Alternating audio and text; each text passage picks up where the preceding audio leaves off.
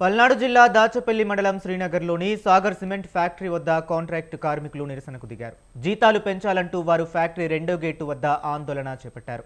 Sagar cement యాజమాన్యం వచ్చిన తర్వాత జీతాలు పెంచలేదని కార్మికులు ఆవేదన వ్యక్తం చేశారు.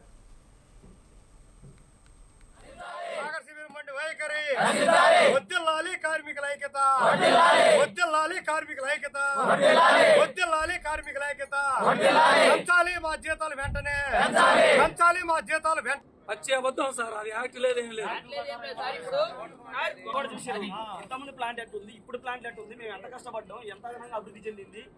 ఈ రోజు ఇక్కడ కూర్చోటానికి కారణాలు కార్మికుల ఐక్యత, కార్మికుల ఐక్యత, కార్మికుల ఐక్యత, వర్ధిల్లాలి కార్మికుల ఐక్యత, వర్ధిల్లాలి కార్మికుల ఐక్యత,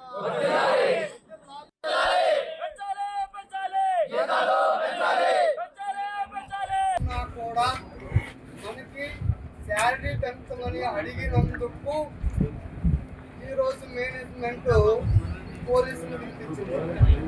ఏమంటే నేను అడుగుతున్నా, కార్మికులు ఎవరైనా ఈ కంపెనీకి నష్టం ఏమైనా చేశారా? కార్మికులు ఇక్కడ ఉన్నటువంటి ఎంప్లాయీస్ అంటే ఇంజనీర్లు కానీ మేనేజ్మెంట్ కానీ కొట్టారా? మరి ఎందుకు పిలిపించింది పోలీసులు? కార్మికులని భయభ్రాంతులు చేసి బయటికి పంపించడానికి చేస్తున్న విధానం ఇది.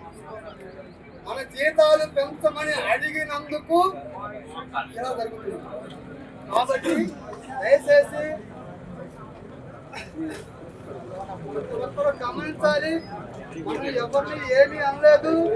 మనకి కార్మికుల ఐక్యత, కార్మికుల ఐక్యత, కార్మికుల ఐక్యత కూడా మనకి శాలరీ పెంచమని అడిగినందుకు ఈరోజు మేనేజ్మెంట్ పోలీసులు పిలిపించింది.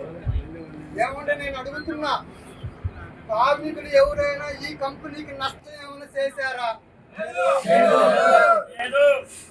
కార్మికులు ఇక్కడ ఉన్నటువంటి ఎంప్లాయీస్ అంటే ఇంజనీర్లు కానీ మేనేజ్మెంట్ కానీ కొట్టారా? మరి ఎందుకు పిలిపించింది పోలీసులు?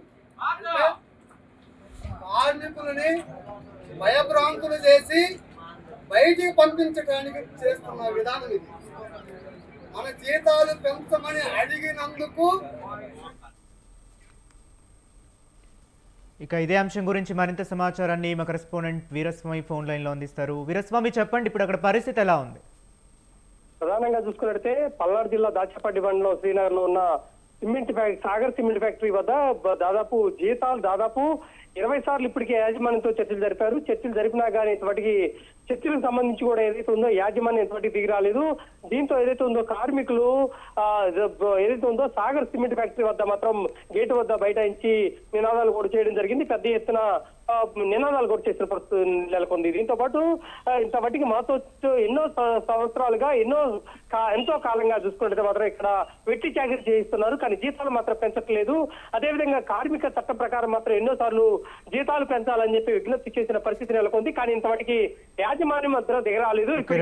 తప్పని పరిస్థితుల్లో మాత్రం రోడ్డు మీద బైఠాయించి మాత్రం ధర్నా చేస్తున్న పరిస్థితి నెలకొంది. దీంతో పోలీసులు ఇక్కడ కూడా వచ్చారు. వచ్చిన తర్వాత సమస్యను సానుకూలంగా పరిష్కరించుకోవాలి, కానీ ఇలా రోడ్డు మీద బైఠాయిస్తే ఎలా అని చెప్పేసి పోలీసులు కూడా వెల్లడించిన పరిస్థితి నెలకొంది. కేవలం ఇప్పటికీ 20 సార్లు మాత్రం యాజమాన్యంతో చర్చలు జరిపినా కానీ ఇంతవరకు యాజమాన్యం దిగరాలేదు. తప్పని పరిస్థితుల్లో మాత్రం ఏదైతే ఉందో తమ హక్కుల కోసమే ఇక్కడికి బైఠాయించి నిరసన వ్యక్తం చేస్తున్న పరిస్థితి నెలకొంది.